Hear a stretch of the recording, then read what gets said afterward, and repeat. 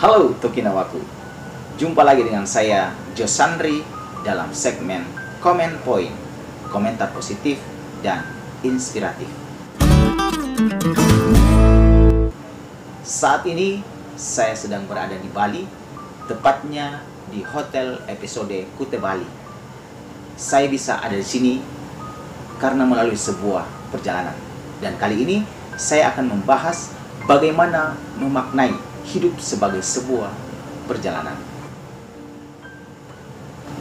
Menurut saya, ada 3 hal yang perlu direfleksikan ketika kita berbicara tentang bagaimana memahami hidup sebagai sebuah perjalanan. Yang pertama, setiap perjalanan pasti mempunyai tujuan. Bahkan, kualitas sebuah perjalanan ditentukan oleh tujuannya. Demikian juga dengan hidup. Hidup juga harus mempunyai tujuan, dan kualitas hidup ditentukan oleh tujuan hidup itu sendiri. Oleh karena itu, tujuan kita atau tujuan hidup kita harus positif, dan cara untuk mencapai tujuan itu juga harus positif, harus sesuai dengan norma-norma yang telah ditetapkan oleh hukum, juga oleh agama yang kita anut masing-masing. Yang kedua, untuk bisa sampai ke tempat ini, saya harus melalui berbagai proses yang cukup lama dan panjang, mulai dari proses persiapan keberangkatan, lalu keberangkatan dari rumah ke tempat kerja, dari tempat kerja ke Makassar, dari Makassar kemudian ke tempat ini. Dan itu membutuhkan kesabaran. Demikian juga dengan hidup. Hidup yang berkualitas harus dilalui dengan berbagai rintangan dan juga proses, dan di situ dibutuhkan kesabaran untuk melalui proses dan juga menghargai proses yang ada sehingga kita bisa sampai di tempat tujuan kita dengan selamat.